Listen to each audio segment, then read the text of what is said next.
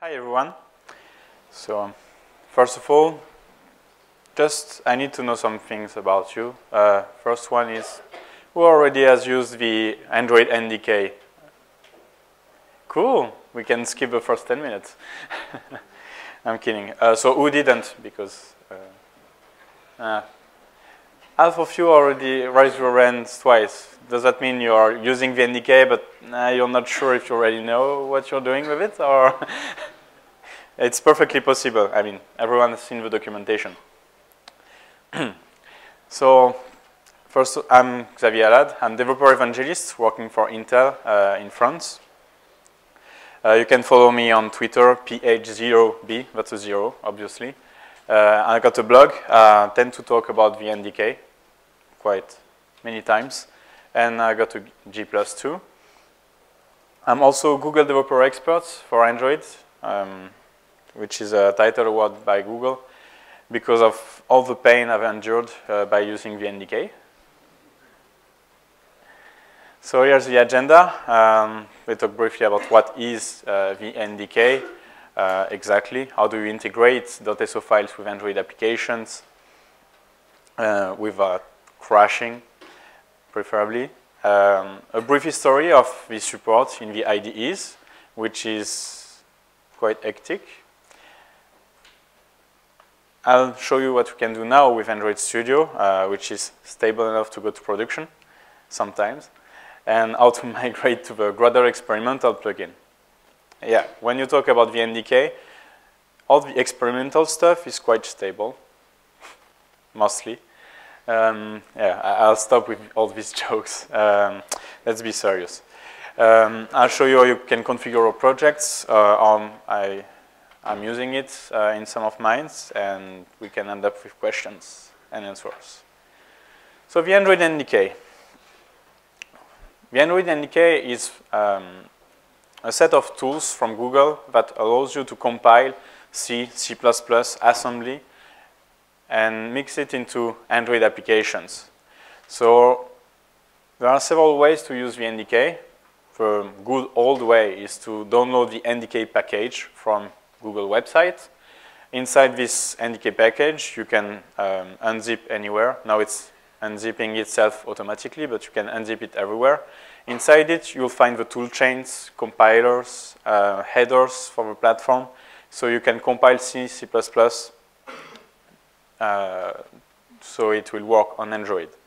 The main script from the Android NDK is called NDK build. So in the good old times, you were calling NDK build yourself, and it was compiling your sources into .so files. Later on, you integrate these .so files inside your APK, and you load these at runtime to make calls into these. So the implementations you made are executed from these .so files. In a moment. But why people are using the NDK? I think you all already know why, because you're in this room. It's because sometimes you have to. And also, you can get a big performance boost because you can handle yourself what you're doing with memory. You can reuse code across platforms and compile it for many architectures.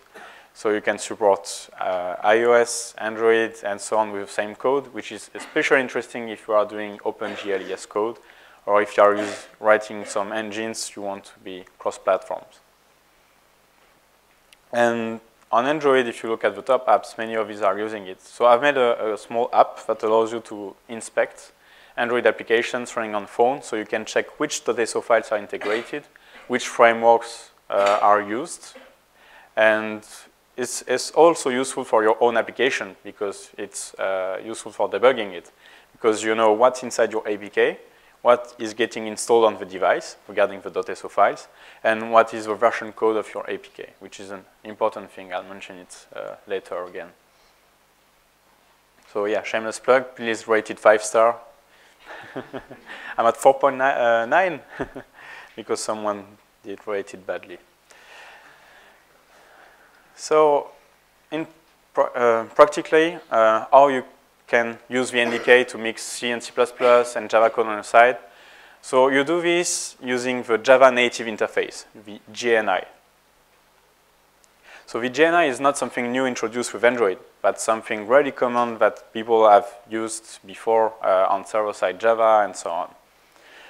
So the JNI is an interface, so you've got things on the Java side and on the C and C++ side, so you can mix everything. So do calls from Java to C and C++ and calls from C and C++ to Java.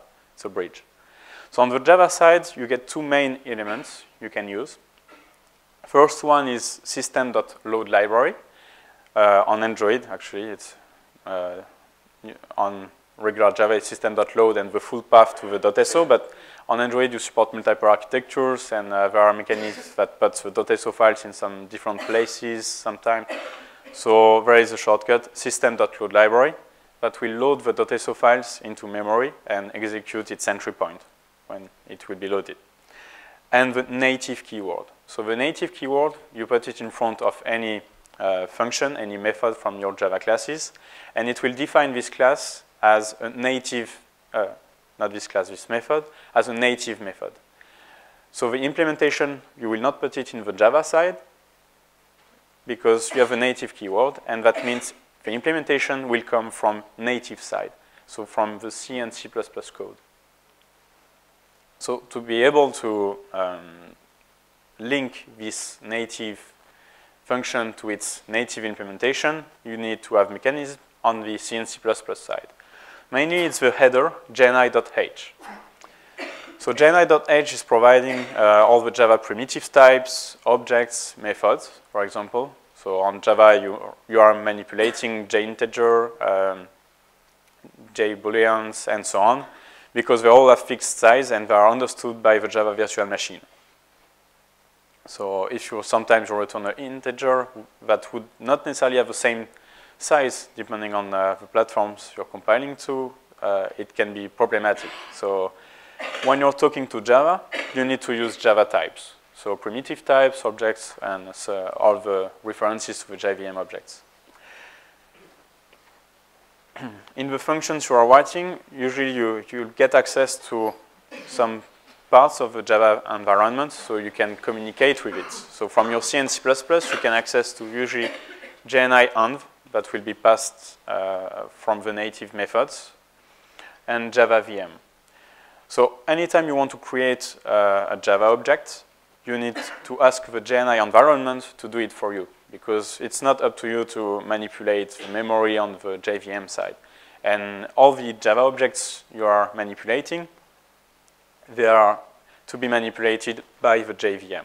So you keep garbage collector, etc., on all the Java objects. So to map really these native implementations to the functions with a native keyword, you have two ways. So first, I already said you need to return Java primitives such as jint or jobject or so on. Method name, we'll talk about it in the last part of the slide. But usually you'll get JNI env, so a reference to the JNI environment, so you can create objects and so on by asking gently to the JVM. And the reference of the class where the native function has been defined in. So a J class if it's a static method, or a J object if it's actually currently an object, and then you get the reference to this object. And then the other arguments to your method. For the method name, either you use a specific name, so you start with Java, and then the package name, come example hello JNI in that case, and the name of a class or object, so main activity in that case, and finally, method name. So yeah, it can be quite long and quite error prone if you have arguments. So you can also do a manual registration, so and use whatever name you want if you are calling JNI register natives at some point, either by creating a method that will register all the others, or by calling this inside JNI onload. So JNI onload, it's an entry point inside your .so file. You define a JNI onload method, and it should be called when the .so file is loaded using system.load library. If you remember the main script from the NDK builds, from the NDK, I told you it was NDK build. So when you call NDK, it will compile all your sources for all the different CPU architectures. So right now there are 7 on Android, which is quite a high number. So from ARM64 to MIPS and also x86 and x86-64. So that's the thing when you use the NDK the good old way, because when you use NDK, you also need to have another missing piece I haven't mentioned. These are make files. But the good thing is with Android Studio, you don't need make files anymore, supposedly. In some advanced case, you still need these. I'll talk about it more later in the slides, sorry. But yeah, so you generate the .so files using NDK, and they end up inside your projects. If it's an Eclipse project, they should go under libs. If it's an Android Studio Gradle project, it should end up inside JNI libs. By default, it goes under libs. So it's, again, something you need to take in account. You can change this either from your, the way you call NDK or your Gradle configuration. Yeah, I'll show you the configurations anyway. So just to be clear on the NDK, you know how to implement the native functions to declare functions as native from the Java side.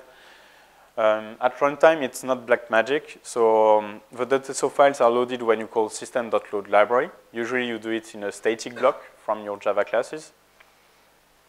And then the functions are mapped with the implementations.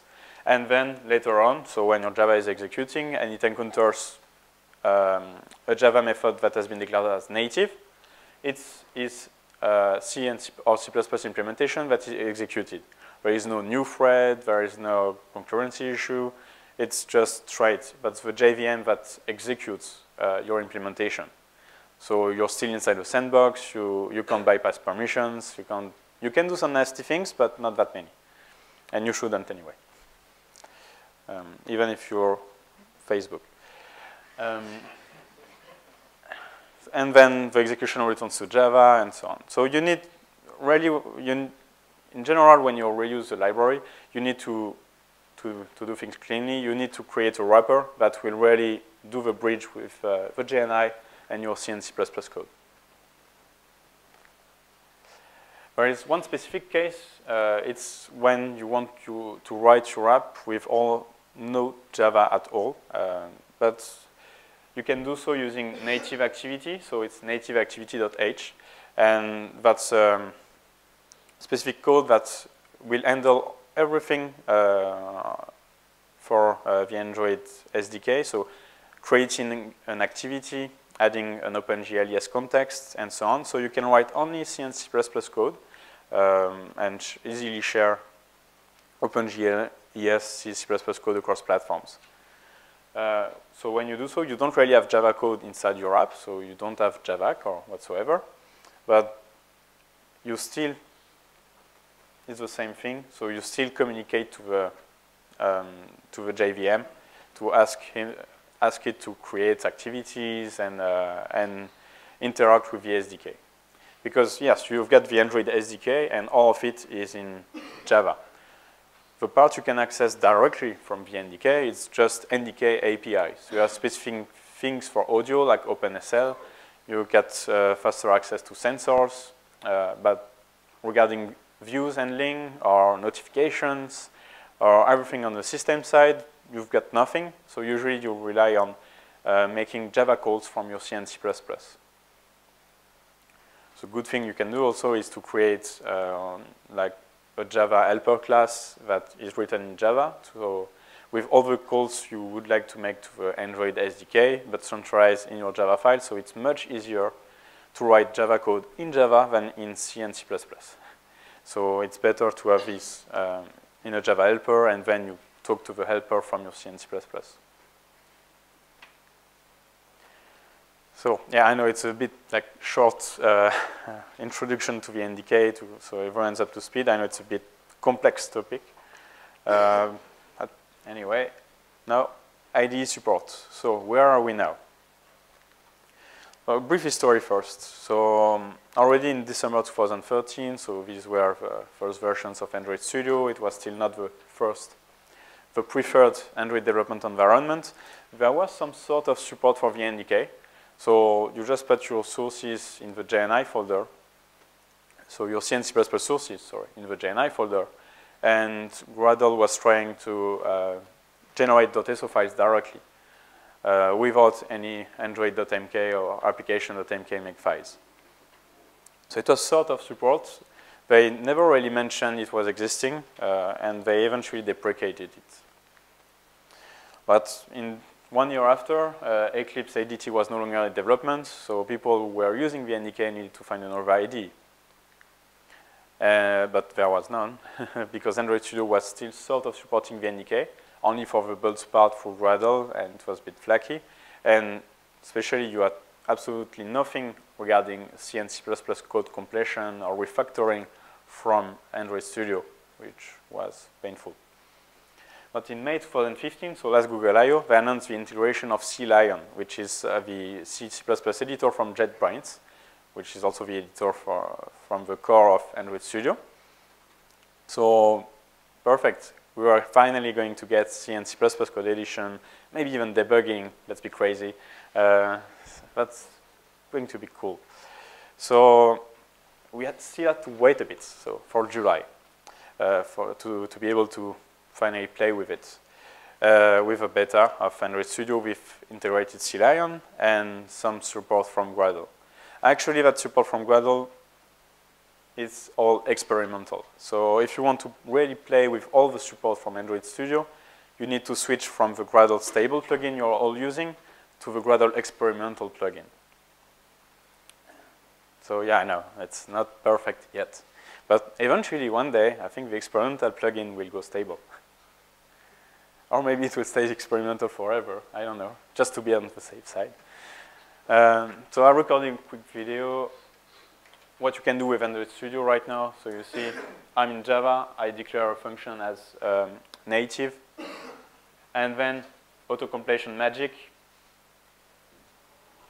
I can create directly the function on the C side with the correct header, already returning things.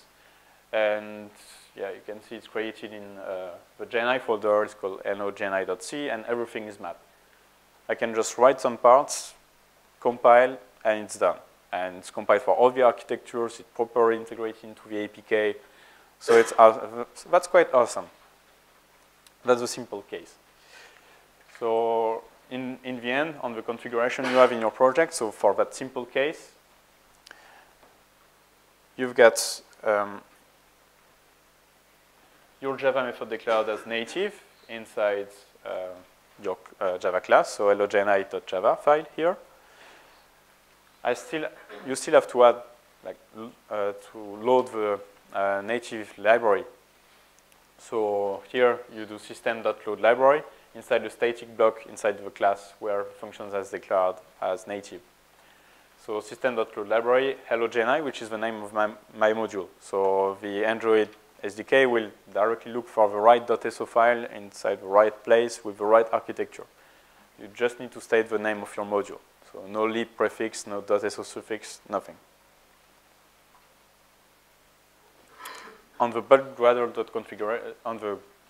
configuration, I just have an Android.NDK block that contains the name of my module, set with module name, LG libs with a dependency from the NDK, so Android and log APIs, and the STL, which is here optional, but that's the C++ runtime I want to use. And on the implementation, so that's the one that has been automatically generated, you can switch easily from the C and C++ to the Java, back and forth. And you see I'm returning a JString. This JString, I'm asking the Java VM the JNI environment to create it for me, because that's a Java object. I can't do it myself. And then you return the reference to it, and everything works. But yeah, you see a beautiful disclaimer, but it's a line always. NDK support is an experimental features. So all use cases are not just supported. So that's why I said, yeah, it's a simple use case. You only need a bunch of functions implemented inside the C and C++, and that's already working really well. You get also debugging after. But if you want to go further, if you have big dependencies, big engines, complicated tool chains, not everything is necessarily covered right now by all this gradle-experimental support. But yeah, debugging is even more awesome. So here, same kind of projects, using gradle-experimental plugin inside latest version of Android Studio. One trick is you need to add a new target. So usually you deploy app, and here you need to add app native, which is a native debugging target. Yeah, even yesterday I got trapped by this one. Like, debugging isn't working anymore. Yeah. So in your C++, you can then set breakpoints, and even during the load of the .so files. Because if you remember early days, sometimes it's really complicated to get the ability to debug code during while the Java is loading. It was really flaky and not always working. Here, I can set a breakpoint directly in the entry point of the .so file, so in Gen.I onload or here in Android main, and deploy it on my phone. Yeah, I've cheated. I was too afraid of doing live demos. And the debugger will wait at the right time, so even this breakpoint will work. And then you can inspect so all the surrounding variables and do step by step. So I mean, it's everything we want from a good debugger, and it's right there. It's quick. So they redid the backend using LLDB. And yeah, it's really nice. So it's really stopped the execution. And you see all the references, all the types of objects. It's just working well.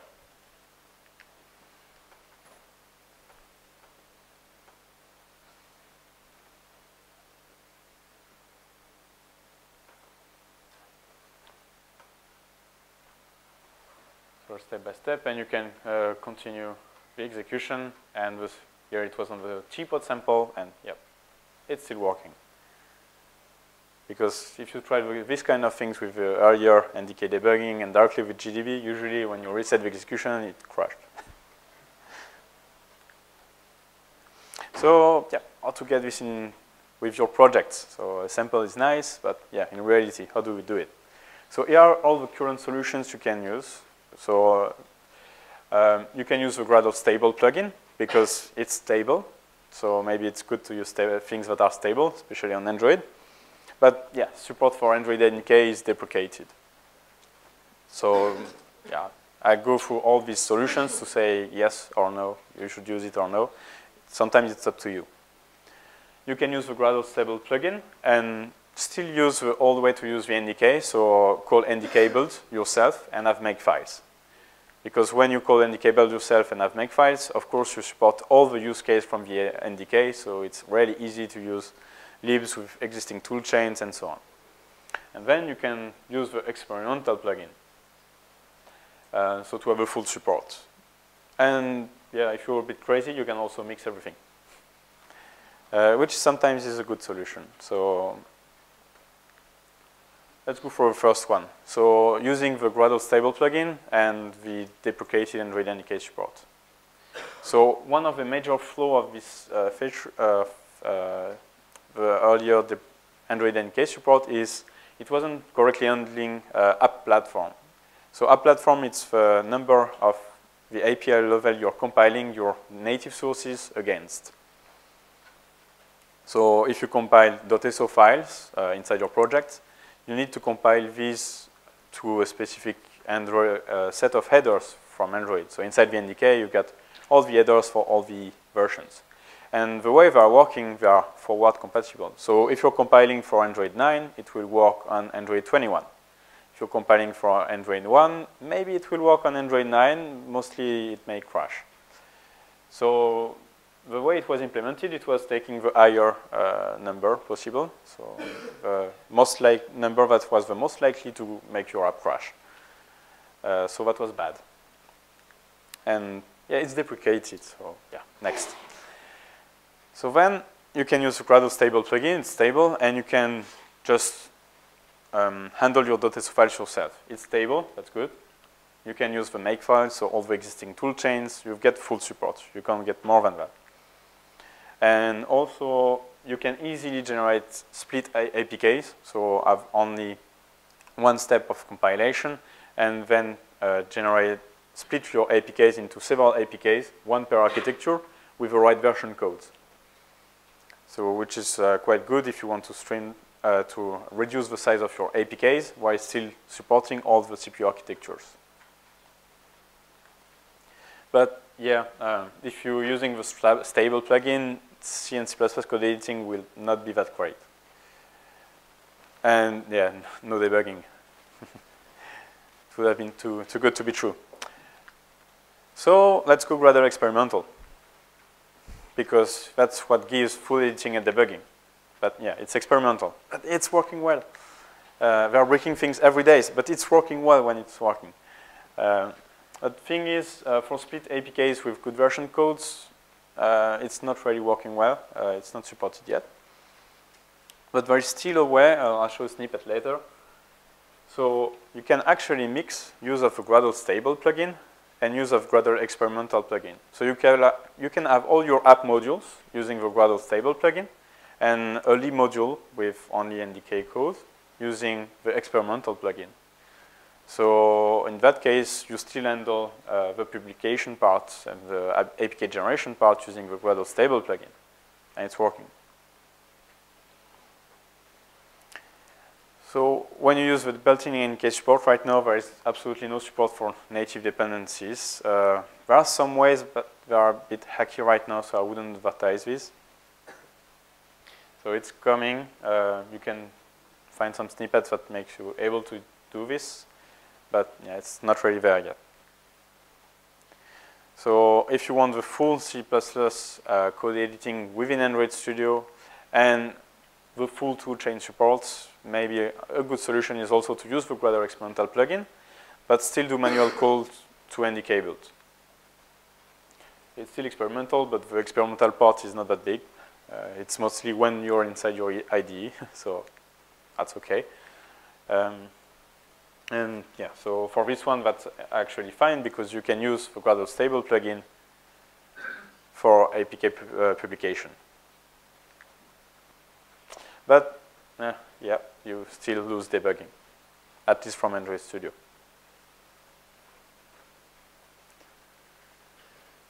So yeah, summary. Use gradle-experimental, and you can also still use Gradle stable, but mostly for your app modules and so on. So that's better if you can really have your NDK parts separated in modules that are different. If you're interested into the old Gradle stable plugin, I've written an article on my blog, so on the NDK integration inside Android Studio. So you can refer to it. We don't have time to go through all the solutions here.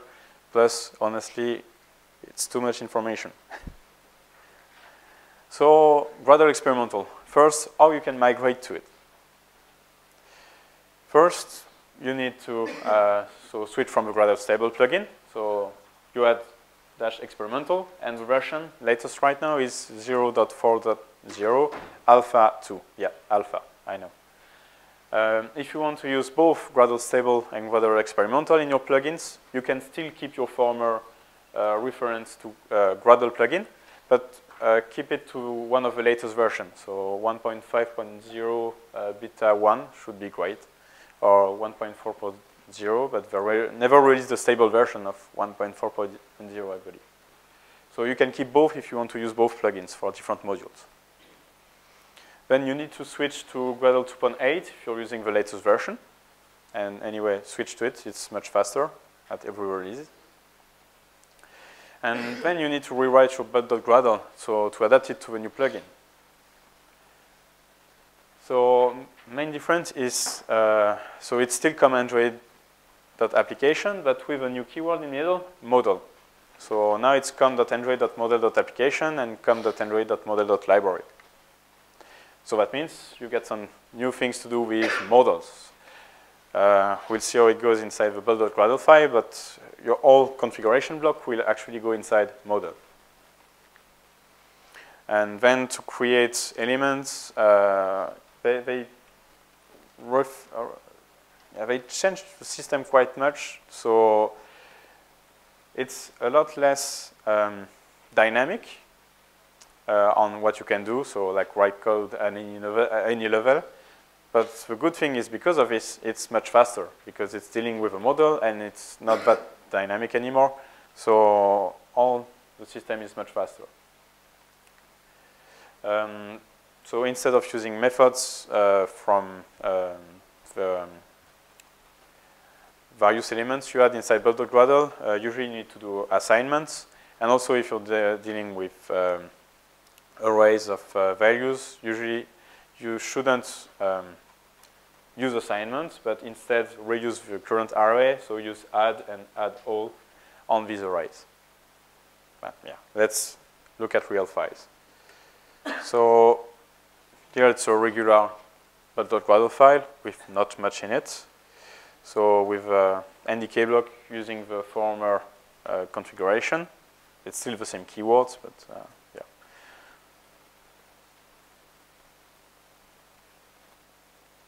And now on the right side, so the new one. So you see com.android.app, com.android.model.application. The new root is model, and then you still have Android. But for default config, you need to instantiate it with default config.with, and then still the same variables, apart for min SDK version and target SDK version, which in fact you need to set on API level. Why not? Yeah, it's a change, not a big change, but yeah, you need to know about it. Then for the NDK block, so C, still module name. But for LGLibs, CPP flags, and so on, I'm using add all and add instead of using assignments and so on. And for the rest, quite the same. Notice the equals. So instead of calling directly the methods, key alias, and so on, you do assignments. Watch out, because when you actually do this migration, you'll get really cryptic error messages, which will not really tell you where the problem is. So maybe you missed an equal somewhere, but the build system will not actually tell you. You can see it. Also for guard files, you use add again, like for LGLibs and so on. So, what can you do with the NDK configuration? Because I told you, yeah, Android.NK, it's still the most flexible way, it handles everything.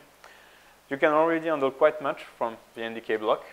So platform version appeared, so you can set your app platform number yourself, preferably to the same than your min SDK version from your Android application. So you can ensure it will run on all platforms, including the new ones and the old ones.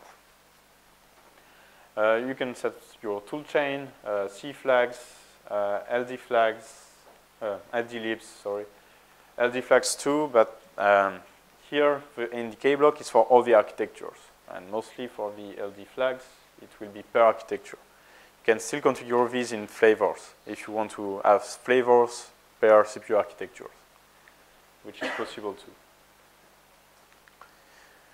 There are things that are in the model, but not yet in the bub.gradle file, like include directories, which are really useful, defines, which are really useful too. But no worries, you can already set include directories and so on using the CPP flags and C flags. For example, this way. So let's say you want to depend on external source code, like the native app glue from the NDK or CPU feature from the NDK, which are NDK libs. You can add the include directories using CPP flags. So CPP flags add, and this really awful stuff you'll copy and paste from my slide to state where is the new include directory to add. When you use CPP flags and -i to add include directories, you are not adding sources or binaries. So you also need to add sources or binaries for it to work. So a way is to include it under the GenI folder of your project. So it will be automatically compiled. So everything that is under GenI will be compiled. Or by using this, so gni.source.srcds, which is defining all the folders where you've got native sources that needs to be compiled. So then you can add whatever folder you want.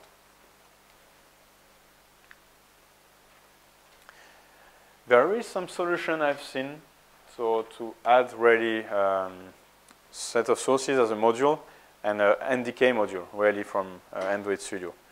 It's really experimental.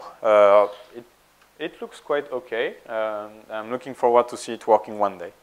But it's just for reference, because right now it's really not working. So, yeah. But yeah, in the future. Maybe it's hard to see. I'll try to zoom in. Maybe it's better for the contrast. So you can still have CPU-specific configurations and generate multiple APKs using the new gradle-experimental plugin. To do this, unfortunately, you need to define the version code of your application outside of the Android configuration block. So I have one here. And then I'm keeping a set of prefixes because I want to prefix the version code according to the CPU architecture. Because you need to have different version codes per APK when you want to have multiple APKs for one application on the store. So I do this here, and then you can define flavors. So here I define one for ARM v7 and one for x86. And then you can set the different ABI supports. So ARM ABI v7A for the first one, x86 for the second one. And reset a new version code here accordingly to the current architecture and the prefixes and version codes you set earlier. So this way it just works. And actually, that's here that you can also set a new LD flags parameter that will depend on the targets. So you can add a reference to an existing .so file, for example. But then you need to add it manually to the list of .so files you want to include in your app. So if all this is too complicated and you've got your toolchain that is already working, you can switch back to Android.mk, application.mk. For this, you need to first deactivate compilation of all the files that are under GNI, so default NDK supports. You can do this by resetting srcds, gni.srcds to a dummy directory, because if you set it to none, you lose the C++ editing from Android Studio. And then set gni libs, so the libs with folders, the folders from which the data files will be integrated, back to a default one, which is src main libs when you're calling NDK build. And then you can call NDK build yourself or set a task, so it will be automatically done. So where is the task? You'll get the slide so you can copy paste, but yeah. Concept is just to add a task that will call NDK build for you from the root of your project, like you would have done it yourself.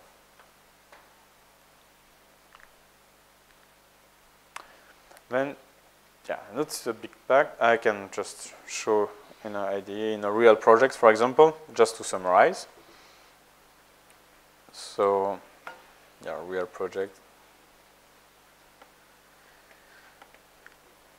So in this one, you see it's entirely using the bud.gradle. So the root bud.gradle sets I'm using the latest gradle-experimental file.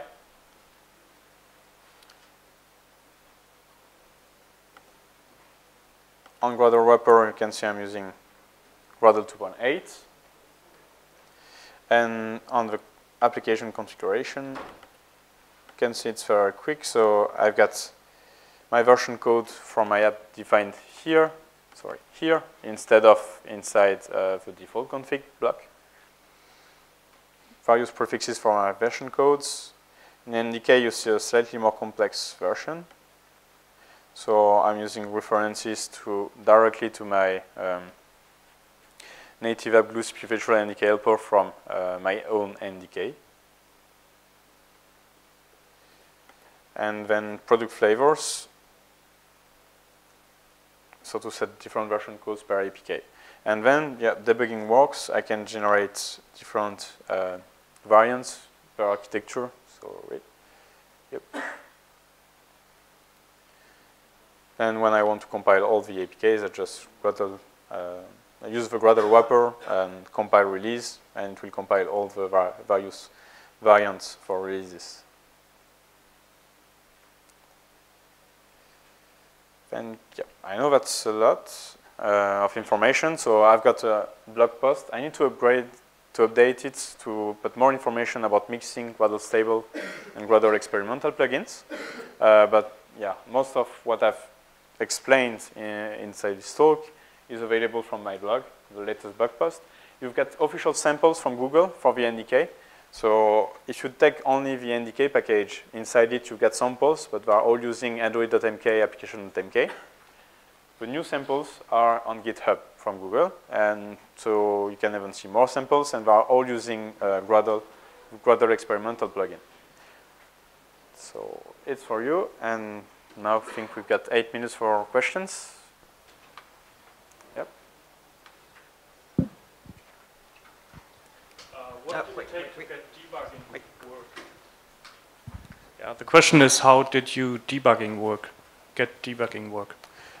So yeah, let me go through the steps. So to get debugging work, so maybe you already get the target or maybe not. In any case, inside your app, you edit configurations.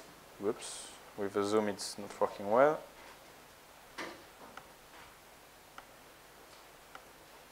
And then you add one Android native configuration. And you can name it app native. There aren't many parameters you can tune. Earlier you could switch between GDB and LLDB backends, but yeah, you can switch between hybrid modes or no hybrid modes, so to have better Java debugging, but that's it. On your project side, you need to use Gradle experimental inside the module you're debugging. So if you don't want to use it in production yet, maybe you can switch between Gradle files and use it only for debugging. It's a solution.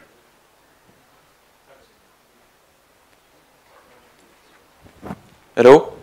At my company, we use a lot of native code, and what we do is pre-build our code into static library, and in the makefile, we link on those static library to make the module, and we're searching for a better solution, or maybe a best practice when we have a lot of native code and we are forced to do static library. Maybe a best solution for debugging or linking on our library in a different way. Yeah, right now if you need to have dependencies on things that are already statically compiled, it's complicated and painful. There are several solutions that are all complicated and painful, and hopefully in future it will be better. Right now you can either fall back on usual Android.mk application.mk, but that means that for debugging you need to do it by command line or use GDB directly, for example, which isn't that great. To switch fully to the, I would say for debugging, if you can afford it, it's nice if you can have like a build that is working with Gradle experimental plugin, even if it's for compiling all the sources. And then for normal day-to-day work, when you don't need extensive debugging, you use Android.mk and makefiles to have full support for static links. Okay. Yeah, it's a mix. I have a question concerning debugging. How do you get it working manually with NDK GDB?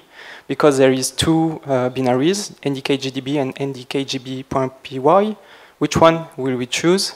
Or are you supposed to set your environment to get it working with your applications? And it's painful, I know. Yeah. So the concept is you call NDK GDB from the NDK toolchain, and I know, yeah, there is one script, and the other one is Python. And honestly, I could never know which one was the one to use. Okay. And I don't know where they're keeping servers. Sorry. But normally, everything is, when you call it, everything is set up automatically because of a GDB server and the other files that are pushed to the device, and that contains the locations to your sources, symbols. So normally it's supposed to work, and I know it's not always working. So in these cases, you need to do it manually, or try some other combinations. Sometimes changing the app platform, so to choose like to compile all your sources against Android 15 or later, it fixes things, but it's not always the case. Thank you. Is there a tool to migrate from old Android NDK build to Gradle? Is there an automatic way, or is it planned for a near future? Not. I don't know of any of these tools. The thing is, the way people have written Android.NK, application.mk, they are quite different than the way you write .gradle. It's not that flexible inside .gradle. So in the end, you get some, not many things you can do from .gradle that it's better to rewrite. Then you can find some help to have less boilerplate to write. For example, here I was listing include directories one by one, but I could instead write a method that would iterate on all the folders that are under this one to add modules, some sort of. So you can make things easier on .gradle, but as automated script, I don't think it's in the plan. I wouldn't see this tool as being really as useful as you would like it to be. Okay, thanks.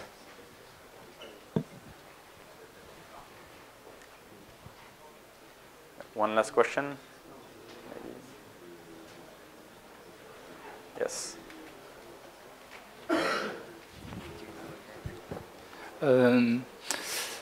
I have a question. Our libraries is built in the mode standalone. It's separately. So my question is, does the new experimental Gradle plugin allow to debug the separate libraries without source code? Without source code, but with the symbols somewhere. Yeah. At least. Yeah. Should be. Like everything with NDK, if I haven't tried it, I will not say it's working. So, but you can go ahead. So if you look at your native configuration on the LDB debugger here, you see you can set new symbol directories. Okay. So apparently it's supposed to be supported. Okay, but thank you. Good luck. Thank you. Okay, so thank you everyone.